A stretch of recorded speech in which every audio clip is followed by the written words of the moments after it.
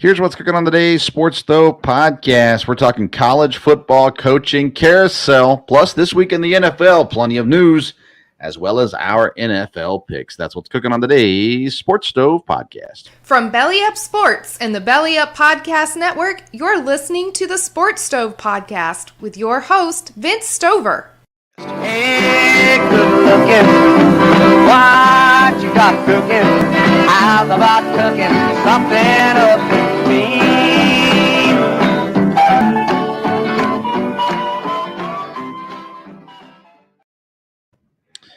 Welcome into an all-new Sports Stove podcast, live on YouTube, Belly Up TV, and Facebook, always available afterwards in any podcast platform you listen to podcasts to. I'm your host, Vince Stover.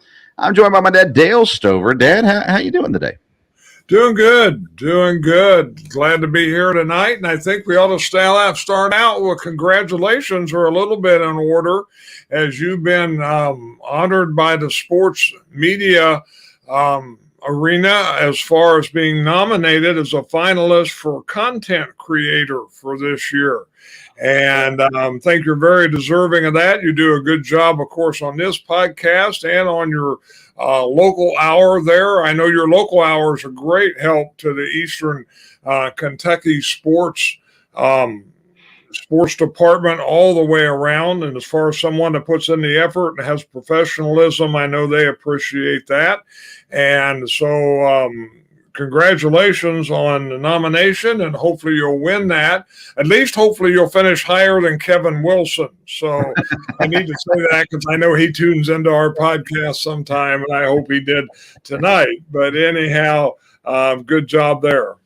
Well, thank you. Yes, I have been nominated from Belly Up Sports as one of 5 nominees for Content Creator of the Year. And through the work both here at the Sports Stove podcast, the Sports Stove Local Hour, and my time with Belly Up Fantasy Baseball Live as well, and some articles. I occasionally write a couple articles out there for Belly Up Sports as well. So I appreciate that. It is an honor to be nominated. I only say that in case I lose. But having guys, Kevin Wilson, like you mentioned, is one of the other nominees as well. So lots of good stuff there, and always do appreciate Belly Up Sports and their support of our program and everything that we do through the Sports Stove podcast. And that's a good segue, Dad, into our sponsor, which is True Classic Tees. I'm trying to find, I apologize, I thought I had it and I don't, the correct read for it. But anyways, TrueClassicTees.com is where you can go to get the best fitting t-shirts or polos around, and you're going to use that code BELLYUPFANTASY when you check out to get 25% off your purchase. And some people, if you're newer to our program or you're only listening to the local hour, usually you may not hear as much about Belly Up and Belly Up Fantasy. We are a part of the Belly Up Sports podcast network, and I'll be hosting in the new year the Sports Stove Fantasy Baseball Show. And we're partnering with Belly Up Fantasy Sports to do that show. And one of the supporters of Belly Up Fantasy is True Classic Tees. And so we're excited to partner with them as well. So TrueClassic.com or TrueClassicTees.com. Either one will get you there. And when you check out, use that code BellyUpFantasy. Get 25%. That's a heck of a deal, Dad. 25% off anything's great. So use that code and get that 25% off as well. Dad, we got lots to talk about and a lot of football to talk about. We may get to some basketball later in the program, but there's so much going on around the NFL world right now. Let's go ahead and start with Green Bay and get this conversation out of the way. They played against Philadelphia, only lost by a touchdown. Aaron Rodgers had the oblique injury to add on to his thumb injury. Jordan Love comes in and looks really, really good. How much of it's Jordan Love looking good, and how much of it is Christian Watson looking good, making Jordan Love look good? Or is it equal both ways? I think it's equal both ways. Jordan Love did look good, and I listened to some of the interviews this week, and a little more of the inside things, the reads that he made, the things that he saw, really showed that he has progressed in the system. Yeah, the touchdown had a lot to do with Watson just running away from everybody there, but he made throws. I thought one of the more impressive ones was one that didn't work, that when he rolled out and was able to throw a quick one there into the end zone, and just seemed like a lot of poise. So I think he showed it's by far the most encouraging thing I've seen from him. But again, when you think about the whole thing, he has gotten more reps in practice than almost any backup quarterback ever does, because of Rodgers' situation with not being able to practice a lot and then wanting to rest him. And so he really has been in the system a lot last year and this year with practice, and that seemed to really show. He came in, and I think the team has confidence in him. He looked like he controlled the huddle well, and he looked good with his time there. Yeah, I agree. I was impressed with. He looked a lot better than what he looked like last year when he played against Kansas City. I thought everything about him, his mechanics looked sharper. The passes were really good. He looked comfortable with what he was doing. And it helps when your wide receiver can catch it after about a 10-yard pass and take it the rest of the way and just outrun everybody. That touchdown looked good. But even on the other drive where they settled for the field goal, there were still a lot of good things there as well. So I was impressed by that. Rodgers is going to play this week against Chicago. He wouldn't miss a Bears game, I don't think, unless he absolutely had to. At some point, though, more than likely, Green Bay is going to be eliminated from the playoffs. It makes sense for Rodgers to get healthy and not cause any more injury. It makes sense for the Packers to play Jordan Love and know for sure what they have with him, because if he plays well, you have the option to, keep him around, sign him, and keep him around as your long-term quarterback. Or you got the option to trade him for a really, really high draft pick if he plays well also. So it benefits Green Bay greatly to play Jordan Love, especially if the Packers get eliminated from the playoffs, which they will at some point. It's just the way this season has gone. I think the playoffs are an incredible long shot right now. So it makes sense, right? Rodgers to sit down once they're eliminated. Yes, I think so. I think especially, if it has to do with injuries, because I do think, unless he decides not to come back next year, financially, I think, there's a deal about where he needs to come back. And I think he's earned the right to play as long as he can play well. But I think you brought out some good points. If it would help Jordan Love as far as being prepared some for the future. And if they were interested in trading him, but I think they're more interested in extending him at this point. And I think he has potential to be the quarterback of the future. Now, he may play in the next couple of weeks and have a game, and it doesn't look like that, but he looked good this game. And I think as long as Rodgers, is not threatened and on board, and I think physically it will make some sense. Again, they're playing the Bears this week. The Bears know he's got rib injuries. He's going to get cheap shotted. I don't know that he can go through the rest of the season, and be able to continue to play. I think his thumb probably allows him to. Rodgers looked really sharp last week too.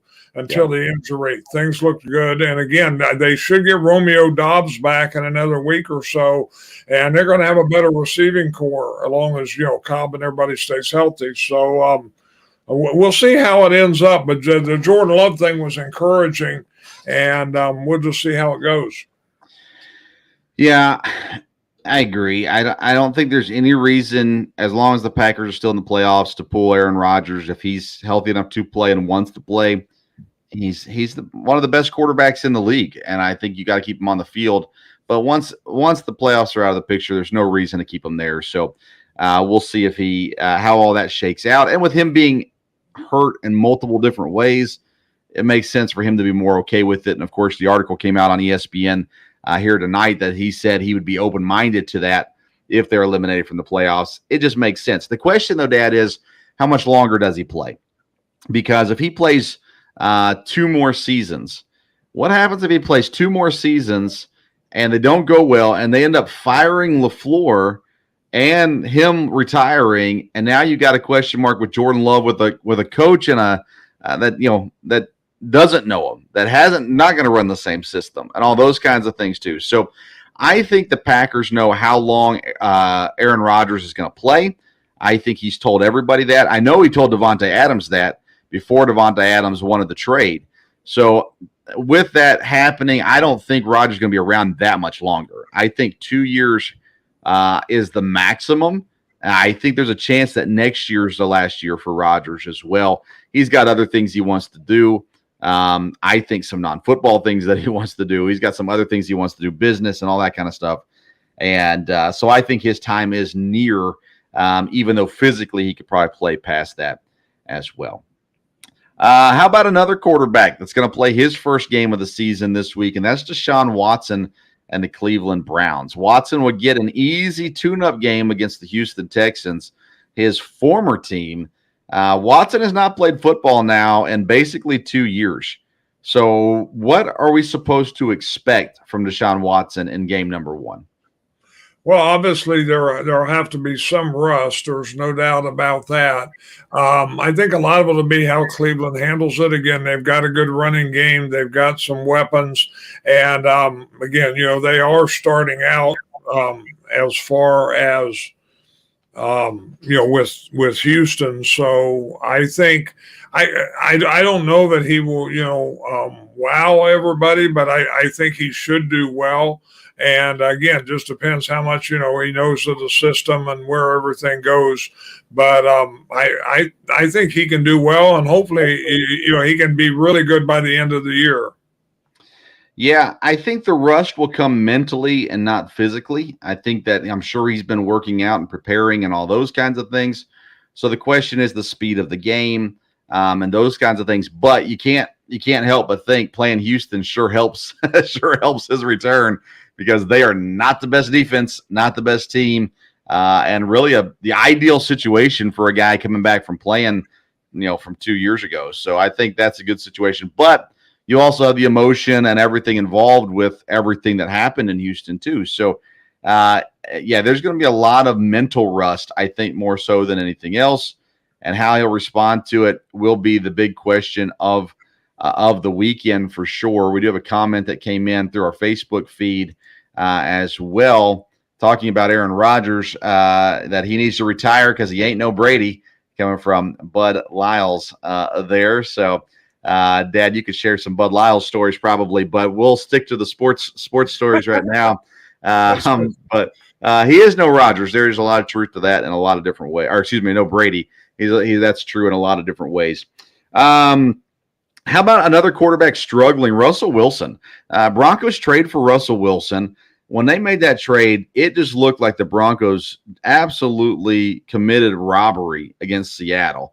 They sent him a tight end. They sent him a quarterback they were never going to play again, some draft picks as well. But we thought Russell Wilson in Denver with those wide receivers, with that running game, with that defense, should be a great fit for Denver to have a great season. And Denver can't score any points. The defense has played great. The offense has been atrocious. First of all, Dad, whose fault is it? Whose fault is it that Denver can't score points?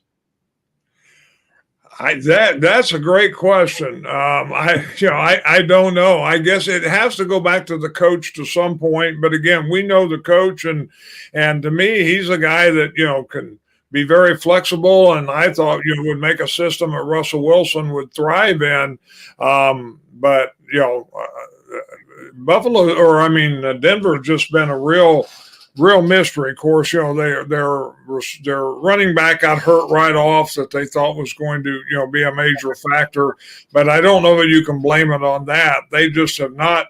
They've not been able to score and win ball games. I don't know that it's Russell Wilson's fault. I mean, I don't think he is done by any stretch of the imagination, but I don't know. Is Russell Wilson a great NFL quarterback? I thought he was. I mean, I think so.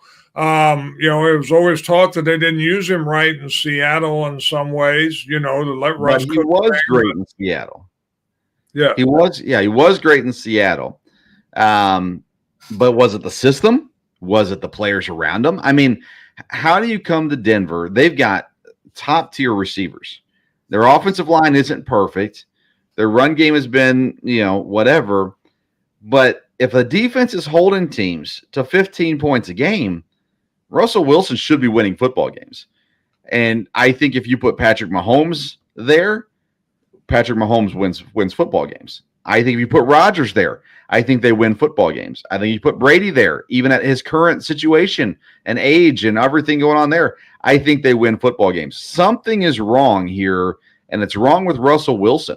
I think the coaching staff has to take blame, all the offensive staff, but I think Russell Wilson has to share about half of that blame as well, because if he's a great quarterback, he makes this work. And I think he is looking like a third-round quarterback here in Denver versus what he's looked like in Seattle, which he looked like top quarterback in the draft class in Seattle. So do they fix it in the offseason? I mean, they gotta change something on the staff. But is it the head coach? Is it the offensive coordinator? Is it who's calling the plays? We saw that, up close and personal in Green Bay with Michael McCarthy towards the end of his tenure.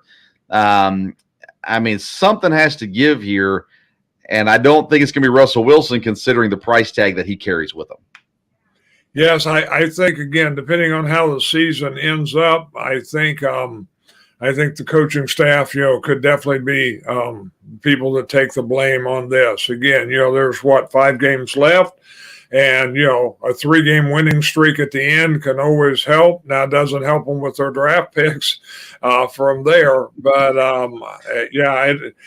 mean, you just think it's going to get better, and it hasn't in Denver. Right. I mean, you talk about that. The Rams are in the same situation. Their season has been absolute kaputs, and they don't have their draft pick, so they're giving somebody else a good draft pick. Denver doing the same thing for Seattle. Another quarterback storyline to look for. Me and you both got to watch the end of the Jacksonville-Baltimore game last week, and talk about a number 1 overall pick looking like a number 1 overall pick. Trevor Lawrence leading his team to the big victory there for Jacksonville. I've been a huge Trevor Lawrence fan from the get-go. I think the coaching really helps him out this year, and we'll continue to see him grow in this league and build up to being a really, really good NFL quarterback, maybe even living up to those Andrew Luck type comparisons that was given to him coming into the draft.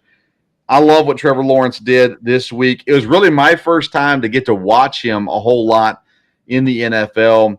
I was impressed, though, Dad, with what I saw there from Trevor Lawrence and from the Jacksonville team as a whole, but specifically Trevor Lawrence. No, I would agree. I mean, it was fun watching it, and he's a good quarterback, and I think they made the right hire with a coach that can really help him. Yeah. And the quarterback, they have some talent. They're going to be able to continue to add talent to that team. And again, he's he's in a division that over the long run is going to help him from that standpoint. But he did look good. He made the plays he needed to make, and I don't think he's taken too much wear and tear in his first couple of years. That's always a concern with rookies that start. But he's looked good, and again, we'll see how the season ends up with them. But no, very impressed with Trevor Lawrence, and I think Jacksonville's headed in the right direction, I believe. Yeah, I mean, one of the things I look at with especially young quarterbacks is how they stand in the pocket. Are they throwing in a set? Are they setting their feet? All those kinds of things. And he just looked the part all the way around, making great throws, standing in, on the move, everything with it. Jacksonville has to be excited about what the future looks like for them. The last team we'll talk about before we get to the games this week is the New York Jets. They make a quarterback change. Zach Wilson said something after a post game that people didn't like. He doesn't even dress last week. They bring in the quarterback White. They get a huge boost from him. They win again. But I'll tell you, Dad, when I'm looking at NFL teams, one of the first thing I look at is the quarterback. I look at the defense, and I look at the quarterback, and I look at the coach. I can't trust this quarterback. I can't trust that he's going to be the guy that puts New York over the top, especially in a division where you got Buffalo and Miami. would you say the Jets are legit contenders for the division, for the playoffs, or are they what would most people would rhyme with contender, right? Pretenders. Are they contenders or pretenders, the New York Jets? I think they're contenders as far as making the playoffs. I know, I mean, I agree with what you're saying about the quarterback. And I know last week you said, well, boy, with White being the quarterback, how can they win? But I think the coach has energized them there. They do have talent. It is young talent in some ways. But like I said, they're playing together. I think they have a system that works. Now, I don't know the quarterback with Wilson. Is he going to come back and have a shot and be the quarterback? I don't know. They've even had, some injury this year with their running back that looked like he was going to be good, and I think he's going to be good in the future.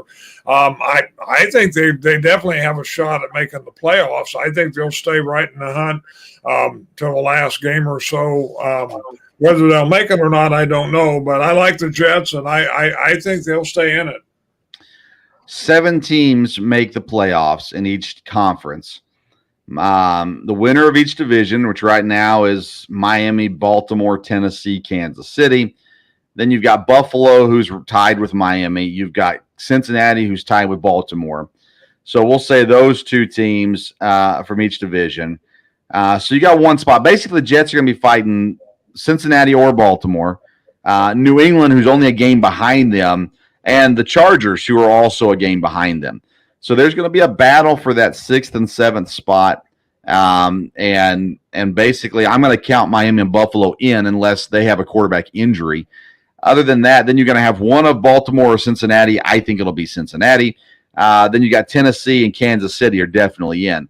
Then after that, it's those guys fighting. So Jets, Baltimore, New England, and the Chargers. There's not a great number of teams fighting for that spot, but it's going to be a battle for that spot there at the end as well. And maybe we see Baltimore fall out of it here. I mean, that game against Jacksonville, Baltimore should have won, and they couldn't pull it off. And I tried to tell you before the season, I tried to tell you last year too, this team is not going the right direction. Baltimore is not going the right direction. I think they need a coaching change. I don't think John Harbaugh is a bad coach, but I think that his voice isn't carrying the same weight anymore. I think they need a coaching change in Baltimore, and I think they're going to continue to slide a little bit and may even miss the playoffs this year. I still think they're better than New England. The Chargers should be better than them, but they haven't been to this point, so I'm not sure. Maybe Baltimore still squeaks in there at the end. But the Jets, I think they're pretenders. I don't think you can be legit with the quarterback situation they're going into right now. And so I think, now, can they make the playoffs? Sure, they can make the playoffs, but they're not guaranteed to make the playoffs. They may end up finishing last in the division if New England figures some things out. Either way, shape, or form, even if they make the playoffs, I think they're an easy out in week number 1 and are not legitimate, at least this season. And they could prove me wrong, and maybe they just will. All right, Dad, let's get into our picks for this week. Each week we pick 6 football games. We do pick against the spread, even though neither me or Dad are gamblers. It's just made it more fun to pick. So we pick 6 games. We'll pick the primetime games. That's Thursday night, Sunday night, and Monday night. And then we pick 3 games of our own choices as well. So let's get things started with a Thursday night game. It's the Buffalo Bills visiting the New England Patriots, a big division battle. Buffalo 4.5-point favorites going into this game. 8-3, tied for first in the division. New England 6-5. Who do you go with, Buffalo or New England? 4.5-point spread. It is a big division, rivalry, and it is on the road, but I'll go with Buffalo at 4.5 points. I think Buffalo's a good team, very strong team. They need to keep things up, and so I would think they'll handle things with this game. I'm with you. If it was like 6.5, I might be a little bit more concerned. 4.5 should be plenty. I'm going to go Buffalo as well. They are the better team. The question is can they play better that day? Anytime you're going against Bill Belichick in the division, it still makes me think. But I'll go Buffalo as well. I'm with you on that. I still think Buffalo is up there, right? I think Kansas City has been better than them this year and more consistent than them this year. But Buffalo has that potential to put it all together. They've got the better run game. They should, have the better run game. So Buffalo can put it together, and if they can be healthy, Von Miller's back. So defensively, they're better as well than Kansas City. If they face head-to-head, Buffalo should have the advantage. That being said, that's one of the reasons I'm going with Buffalo this week as well. I think they're one of the best teams in the NFL. Sunday night, a big spread. Dallas at home facing off against the Colts. Dallas, 10.5-point favorite. Double-digit underdogs is something I usually like to lean towards. So I'm going to go Indianapolis plus 10.5 in this game. Although, my goodness, we don't know what we're getting with them. But, Dad, I don't think you've picked Dallas one time this year. Which way are you going this time? Yeah, I mean, it's a big spread, but I think you have to go with Dallas. It's at home against Dallas. In some ways, they've got things rolling. They need to have a big game. Indianapolis just, I don't know that they can play with them at all. And so, since we have to pick this game, I will take, even though it is a big spread, I'll take Dallas. I can hear the pigs flying outside the window. Dad picks Dallas to cover 10.5. What? This is a game-changing pick by Dad.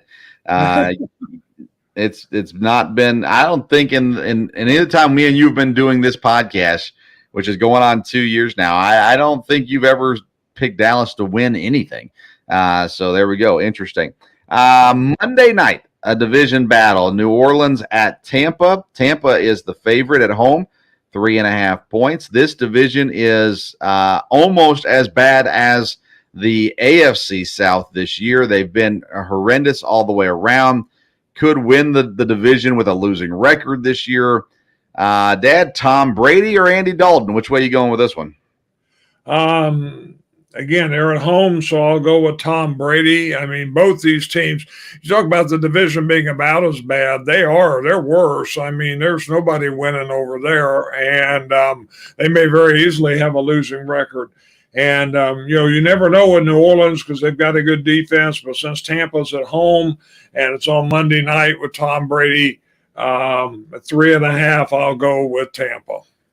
I'm going to go New Orleans on this one, plus 3.5. Maybe they lose by a field goal. We still get the cover. So I'm going to take New Orleans on this one. Division battle. Tampa, to me, is just they're just not good. And you said it. New Orleans has a good defense. And if they can keep people in check, I think there's a good opportunity here for New Orleans to get this win. So I'm going to go New Orleans plus 3.5 at Tampa. There. All right, let's get into the rest of our games, Dad. What's game number 4 for you? I'm going to take Jacksonville on the road over Detroit. It's a 0.5 point there. I think Jacksonville will win. I think they're playing better. I don't think Detroit is playing that good.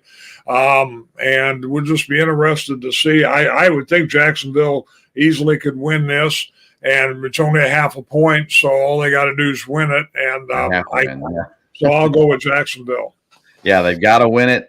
Detroit has to win it to cover. I did not pick this game. I like Jacksonville better than Detroit. Detroit plays hard. I don't think they should fire Dan Campbell personally. I think they just need to continue to build that team because Dan Campbell's done a phenomenal job with what they've given him. Yeah, I don't know about that one. That one scares me enough. I stayed away from it.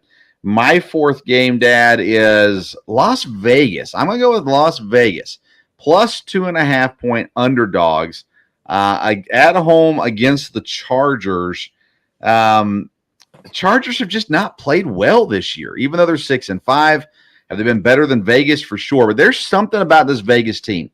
It's not the coach. It's the players. Derek Carr in particular. I just love what he's doing right now. And I think his passion is going to carry over in the locker room.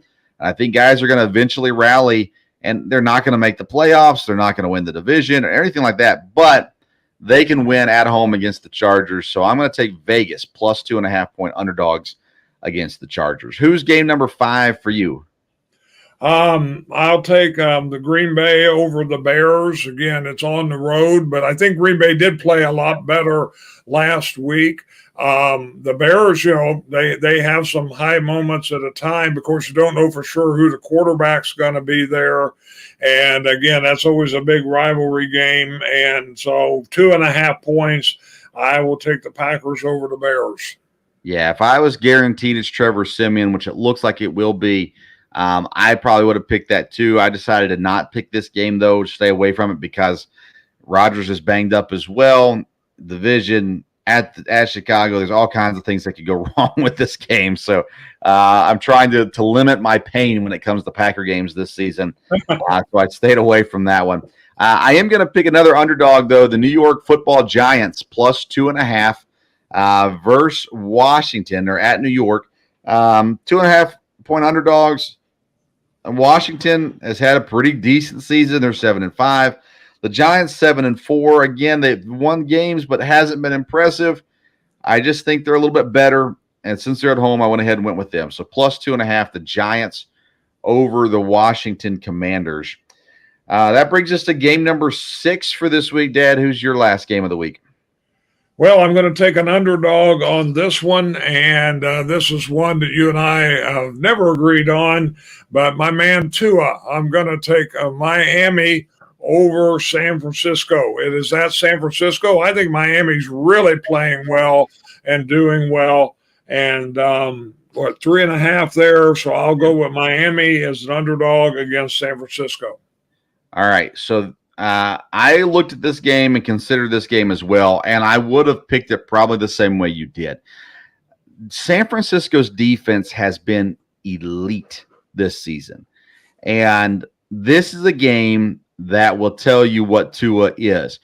First of all, Tua is an NFL quarterback. My argument has always been he's not a great NFL quarterback. He can change my mind this week against San Francisco because they have been holding teams. They have not let a team score in the second half of a game, I think, for 5 straight weeks or 6 straight weeks, whatever it is. So if Tua can put up points on San Francisco, I will officially on this show make the announcement and change my opinions of Tua Tagovailoa. I'm going to hold that thought, though. And again, he's doing better than I thought he would do already. I think he's helped out a ton by his team and by the system, by the way. But because it's a system, by the way, that Jimmy Garoppolo has succeeded in. So if that tells you anything. But nonetheless, see how he plays against this vaunted 49ers defense. And then I'll give my thoughts on that one. The last game that I picked, Dad, is a game we talked about earlier when we were talking about quarterbacks. And that's the Cleveland Browns. Minus 6.5, basically a touchdown favorite against Houston. Sure, Deshaun Watson might be a little rusty, but at the end of the day, it's the Houston Texans, and they should be able to win by at least a touchdown with Deshaun Watson at quarterback, adding an extra threat now. People will be more concerned about the pass game. The defenses will have to be, which will open up more things for Nick Chubb and more things for Kareem Hunt. At the end of the day, I think Cleveland walks away with this one a couple of touchdowns difference, and so I'm going to go Cleveland minus 6.5 against the Texans. And I said it last week, I'm picking against Houston every single week, so I'm sticking true to it at least this week. We'll see how that goes moving forward as well. All right, let's talk about the other games going on that we did not pick this week, and there are some dandies. Baltimore and Denver. Neither one of us like this one, Dad. 8.5 point favorite, Baltimore at home against Denver. I'm done picking Denver. I've always said all season long, it's going to click eventually. I'm not sure that it is. But Baltimore, I'm not sure they're 8.5 points better than Denver because the Denver defense has been good too. Which way do you go with this one? I think Baltimore is by far the better team. Whether they'll cover or not on that, I don't know.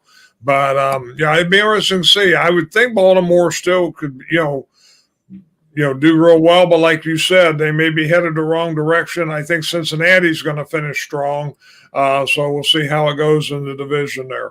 Yeah, and Denver has been good defensively, horrible offensively. We'll see how that one shakes out. Atlanta is a 1.5 point favorite at home against Pittsburgh this week. This is probably the hardest game for me to pick this week. I don't really like what Atlanta's doing. I really don't like what Pittsburgh's doing, although they found a way to win last week using their backup running back who hasn't seen a whole lot of time this season, and Benny Snell, who had the best game of all the running backs last week for Pittsburgh. So I don't know what they're going to do this week. I don't know where to go. I'll go Atlanta since they're at home, but which way do you go, Atlanta and Pittsburgh? I'd go with Pittsburgh. I think Pittsburgh's doing better, I think they can beat Atlanta. Like I said, Pittsburgh won last week. They're finding ways to win. They've got some young players that are playing well, and so I would take Pittsburgh. Next up is Minnesota and the Jets. And Dad, the Great White Hope will take a pull from the 60s or 70s, whenever that was a big thing. The quarterback in New York, you say he's the greatest quarterback to ever play the game. He's going up against Minnesota this week, so I'm assuming you're putting your money where your mouth is, going Jets over Minnesota. Which way you go with this one? I surely hope the Jets beat Minnesota. Let's say that. So I don't know. Minnesota finally, had a bad game, so we'll see. We'll see what happens. So who wins, Minnesota or New York? New York. The Great White Hope. The Great White Hope. There it is. I go Minnesota. I think Minnesota's the better team, more complete team as well. And I just think, again, being at home, it just makes sense. They're going to win this game. I think they should win convincingly, coming off that bad, that bad game for sure. Let's see here. You picked Jacksonville over Detroit. I still don't know which way I'll go with that one.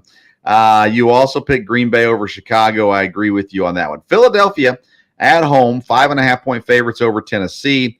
Neither one of us think Tennessee is that good of a team. And I think we have pretty solid proof. Yes, they're winning the division. Yes, they're 7-4. They just don't have much. They got Derrick Henry, and that's basically it. The rookie receiver starting to play better.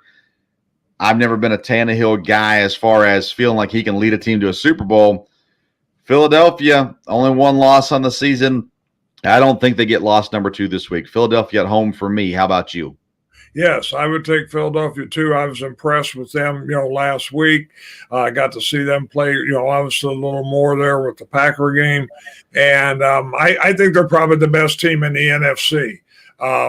They sure look that way. They've seemed to be consistent. They've got a lot of weapons. And, I think they can win this one. Seattle has fallen behind San Francisco in the division. They're on the road, but they're over a touchdown favorite, 7.5 points against the Rams. Backup quarterback for the Rams, a Virginia quarterback, if that says anything for you. Perkins at quarterback there for the Rams. The Rams look down and out, Dad. I'm not sure they're going to win another game this season. Seattle, I don't trust them either, but I trust them more than I trust the Rams. So I'm going to go Seattle on the road. 7.5 is a lot, but I don't know. What are the Rams? So which way do you go with this one? I think Seattle, definitely will win the game. Definitely could. I went with them last week, and they did get upset there. Of course, it was in overtime. The Rams, I think they're by far one of the biggest disappointments. I've been disappointed without a doubt in Green Bay, but I think the Rams are more of a mess in a lot of ways. And so I'll go with Seattle. You went Miami over San Francisco. Again, I probably lean with you on that one. We'll wait and see how that one shakes out. Here's a fun one, Dad. Kansas City on the road in Cincinnati. 2.5-point favorites. Kansas City is on the road. I'm going to go with the home team. I think the Bengals are a really, really good football team. And I think this is the week for them to show they are legit contenders still in the AFC. I'll go Cincinnati. Which way do you go? Yeah, I'll go with Cincinnati on this. I didn't pick this game because Kansas City is really good, so they easily could come in and win this. But Cincinnati, I think, is headed in the right direction. They need to win this game. That would really help them in a lot of ways. And I would go with Cincinnati.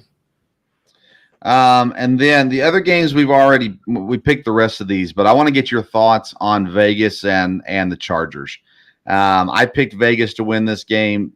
Two teams that are disappointed continually. How do you feel about that game, especially being it's a conference game or division game? Again, the Chargers ought to win that. I think the Chargers are the better team, no doubt about that. Vegas, I'm shocked, that they won, but they did find a way to win in overtime last week. But I don't know that Vegas is going to win many more games. I don't know if the Chargers are going to make the playoffs, but they should. They should play better.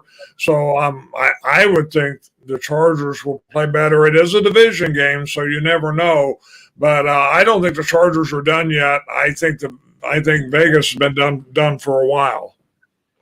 I've seen more rumors of Sean Payton being the Chargers coach next year. So it's gaining some traction. And if that happens, then I'll start trusting the Chargers. But I'm done trusting them. They've not proven to me they can do anything consistently right now. And so I'm off of that train. Let's talk about the NFC real quick. We did not talk about that much. Philadelphia, 2 games up in the East. Minnesota's all but clinched the North. Tampa Bay 5-6 is a half game up on Atlanta, and only 2 games up on Carolina and New Orleans. So a lot can happen, or maybe it's 1.5 games, I guess, against those teams. In the West, San Francisco has overtaken Seattle. I think both of us assume San Francisco wins that division. So let me ask you this: can anybody challenge Tampa? I mean, they're so close right now in the South. Tampa should be the best team, but can somebody challenge them? Can Atlanta make a run there at Tampa? If Tampa loses this week to New Orleans, yes, then somebody can make a run. They shouldn't. I don't think anybody's going to make a run. I think the question is will Tampa continue to fall? Gotcha. I don't know if anybody's going to catch up with them if they can win, if they can win half the rest of their games. But you just don't know what's showing up with them on a weekly basis either. There is potential for every NFC East team to make the playoffs. Right now, they're the top 7 teams. You got the 4 division winners and the other 3 NFC East teams. Will someone from another division, right now, Seattle's 6-5, Green Bay, Detroit's 4-7, Green Bay's 4-8, Atlanta's 5-7, Carolina, New Orleans are 4-8, Arizona's 4-8. Will all 4 teams from the East make the playoffs, or will someone come up and steal a spot there at seed number 7? I think somebody could come up and steal a spot. It's going to be with Washington is where it's going to be. So this is a big game this week with the Giants there. Being that Washington is in it is what's really going to hurt Green Bay because we lost to them, and I don't know, who the other teams are that they have beaten. Right. I wouldn't think all those teams will stay in there, but they very easily they could. I think Washington's a team that would be out if someone is out. I agree with you there. I think that if anybody's going to be out, it's going to be Washington, although I wouldn't be completely surprised if the Giants all of a sudden slipped and fell as well, as to me, they're not the perfect team either. So we will see how that's going.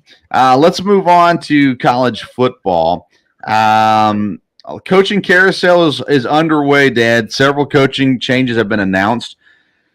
Matt Rule to Nebraska, I think that was a great hire. Fickell to Wisconsin, I thought that was a really good hire, although I like Jim Leonhard and felt like he deserved that chance there to get a whole season of recruiting underneath him and all that kind of stuff too. And there's a lot of talk that Jim Leonhard's going to go somewhere else and be a head coach now that he didn't get that job in Wisconsin. But Fickell, if you're going to hire somebody that's not Jim Leonhard, that seems like a pretty good hire. Hugh Freeze is back in the SEC with Auburn.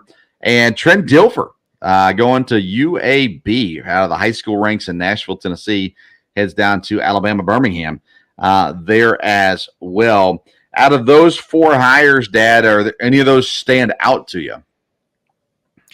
Well, the one I think they are good hires there. The one that's interesting, I did a little research today, just was with Trent Dilfer. Usually, I'm trying to think back if there's been a real successful coach that's gone from high school straight into the head coaching in college and really done well. Now, UAB, of course, is not, a Power 5 program.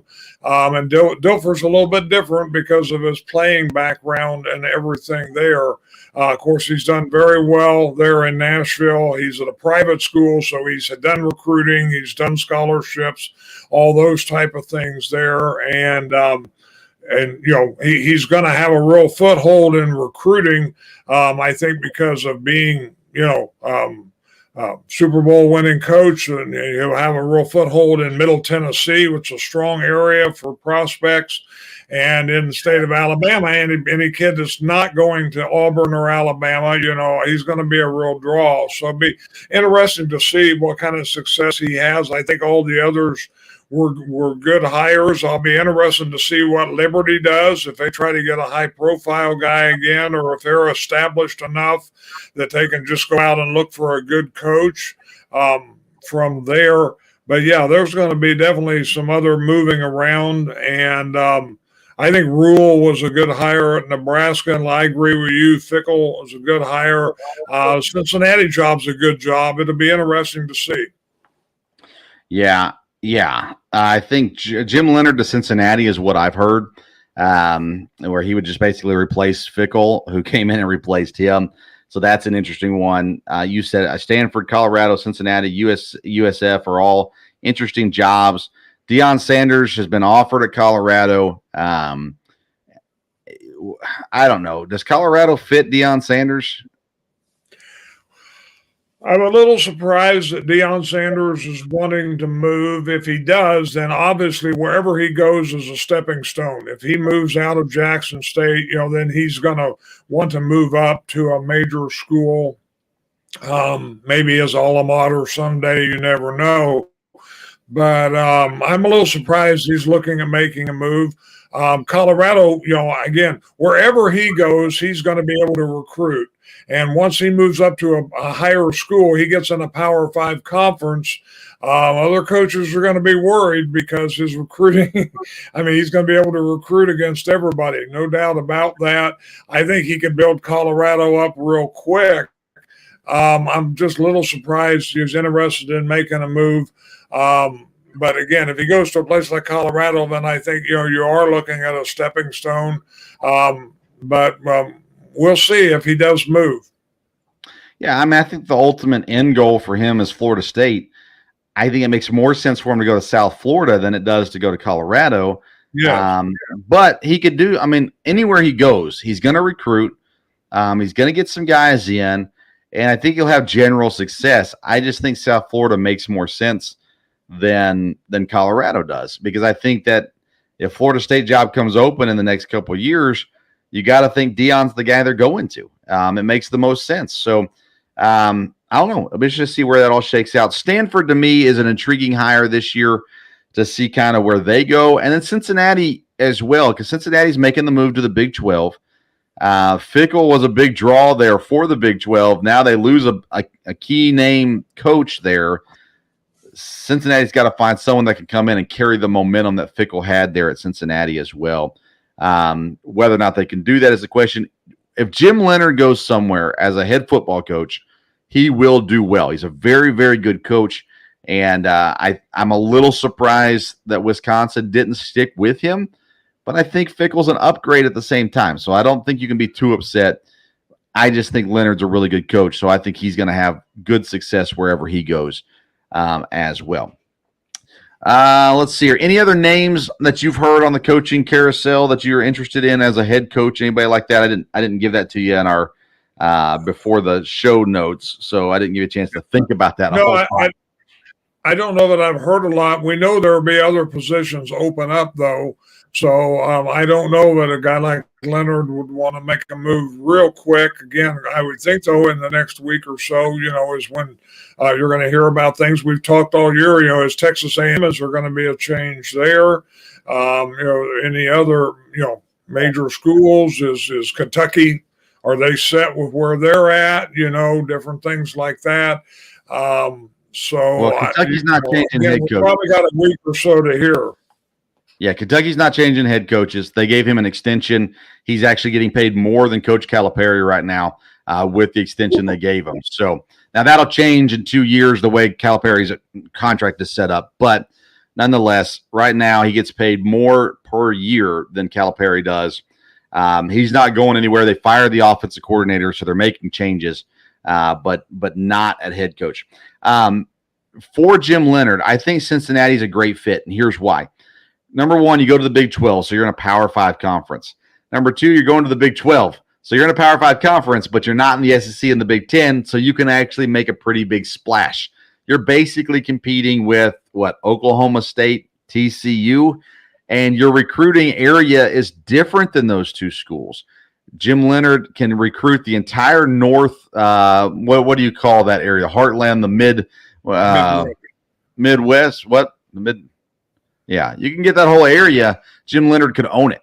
Bring them all into Cincinnati, compete against the Oklahoma States and the TCUs and the Kansases and whatever from there. So I think if for a first-time head coach, going to the Big 12 would be an awesome opportunity to actually take over a conference versus coaching in the Big 10, where it's going to be really hard to climb over the Ohio States and Michigans and even Penn States that are there currently. So I think a place like that would be great for a guy like Jim Leonhard to get to. But we'll see where it all shakes out at for sure. Let's get into the rankings a little bit, Dad. I told you from the very beginning that USC was going to be in the playoffs. Right now, it looks like I'll be right. Now, I missed on a lot of other teams. I also did pick Georgia and USC, but I also had Alabama and Ohio State. And I don't think either of those teams should be in. Whether or not one of them gets in is still possible. Georgia, Michigan, TCU, USC. All these teams have to do is win, right? Georgia win the SEC. I think Georgia's in no matter what, but Georgia win the SEC. Michigan win the Big 10.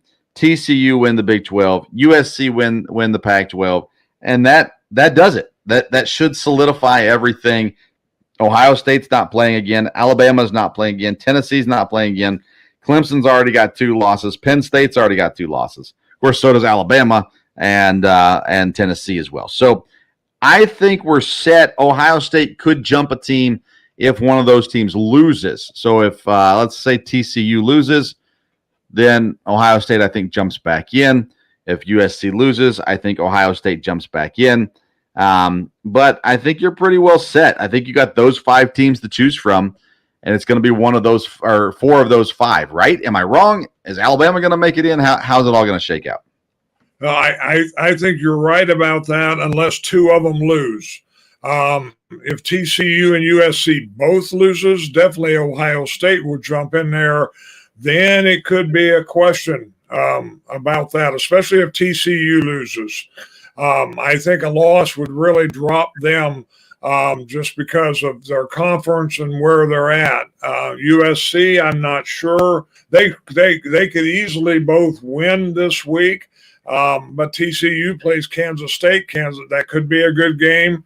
Utah, could play tough against USC. If TCU and USC wins, then yes, that ought to be your 4. I would assume Michigan will beat Purdue, even though, they haven't seemed to overlook anybody. They almost overlooked Illinois, but I wouldn't think they would this time. So I think if those teams win, they should be in. If they lose, any one of them loses, I think Ohio State would jump back. They might not jump over Michigan, but I think they would jump over the other 2 if they lose. If both of them lose, then you're going to see an interesting deal because obviously, little Nicky's on the phone all the time, and you never know. All right, so here's the deal. Georgia's in no matter what. Win or lose, Georgia's in. Michigan should be in no matter what, win or lose, because they beat Ohio State. So you can't have Ohio State jump Michigan for Michigan losing in the conference tournament. Not to say the NCAA is not better than that. But so Georgia and Michigan should be locked in. Personally, I think TCU should be locked in. Because I don't think a 2-loss team should be able to jump a 1-loss team. So if TCU loses to number 10 Kansas State, unless it's an absolute shellacking like 72-3, I think TCU should be in. USC, on the other hand, if they lose, they become a 2-loss team. Ohio State jumps them. I think that's pretty simple. Personally, Alabama, Tennessee, Penn State, Clemson, whatever, those 2-loss teams, they got to be out. There's no reason for a 2-loss team to make it in. And so for that reason, I say it's these top 5 because only USC can be a 2-loss team out of these top 4. Everybody else is undefeated, so they should make it in. I think no matter what, Ohio State could jump USC if they lose. Ohio State could jump TCU if they lose as well. TCU loses, they're probably out. The only thing that could save TCU is if USC loses also. There's a slim chance that they'll keep TCU in. But you said it, Alabama, they got away with things. I mean, they lost to Tennessee straight up, and they're ranked ahead of Tennessee. So, I mean, come on, seriously. So it is what it is, and that's the way it goes. Transfer portal already being crazy, by the way. I'm talking to a head football coach on Friday, Coach Walt Wells at EKU. We're going to talk about the transfer portal and the chaos of it. But that being said, as soon as these teams are eliminated, transfer portal hits, everything starts moving from there as well. Quickly, Dan, we're coming up on time, but I do want to hit a couple quick basketball thoughts. Looking at the rankings, Houston number 1, Texas 2, Virginia has jumped into number 3, Arizona number 4. But the teams that I like to see on here that we haven't seen here in a while, Indiana is ranked at number 10. They are undefeated to start the season. And Alabama, who had a down year last year, has really shown up to start this season. They're ranked at number 11. Having those two teams up there and towards the top 10 is intriguing, I think, at the very least. All the other teams makes general sense, I think, being there as well. UNC, Duke, and Kentucky already with 2 losses on the season. Throw UCLA and Michigan State in there as well as Blue Bloods with 2 losses already this season. But any team stand out to you in the top 25 or anything from this season so far that stood out to you? Well, like I said, there'll be a lot of moving around and teams lose. Purdue, definitely been off to a very good start from there. Of course, I like Illinois. Illinois had a big win last night against Syracuse in a big way. I think they're playing well. I agree with you. It's good to see teams that have been down come, doing well again. Again, I'm an Illinois fan, so I'm not excited about Indiana, but I am, they are doing better from there. And of course, once you get in the conference, there's going to be, I think the SEC will probably do well. I know the ACC and the Big Ten will have a lot of competition in conference. I agree. Anything else we need to add before we go away? No, I just a quick shout out to MTSU football team. They had a great year. They got invited to the Hawaii Bowl, and that's great for them. They'll play on Christmas Eve against San Diego State. I'm excited about that because in between watching the Santa Tracker, which I always like to watch on Christmas Eve, I'll be able to check out the Blue Raiders. Also, it was interesting on their website, they mentioned that they're the first team that's ever beat all 3 Miami colleges in the same year. They own Miami. They beat the U, they beat FAU, and they beat FIU all in the same year. So they're excited, and I'm glad for Coach Stockstill. Congratulations to them. And Blue Raider made quite the game for Philadelphia on Sunday night as well, picking off Aaron Rodgers and everything as well. Today's program has been presented by True Classic Tees. This brand makes T-shirts that actually fit, not to mention they're super soft.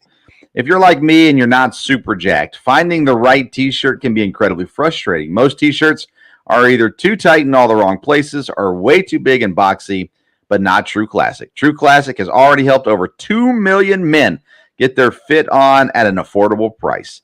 The Sports Stove listeners get access to the absolute best deal they offer, and for a limited time only, get 25% off with the code BELLYUPFANTASY, who we're partnering with in our Sports Stove Fantasy Baseball show coming up in 2023. Use the code BELLYUPFANTASY at trueclassic.com and get that 25% off your purchase. go out and check out True Classic Tees. All right. Thank you for tuning into this episode of the Sports Stove Podcast. You can always follow us on Twitter and Instagram at Sports Stove. If you missed any portion of this program live on Belly Up TV or on YouTube, go back and listen to the whole episode wherever you get your podcasts. Thank you for tuning in to today's episode. Until next time, we'll see you around the Sports Stove.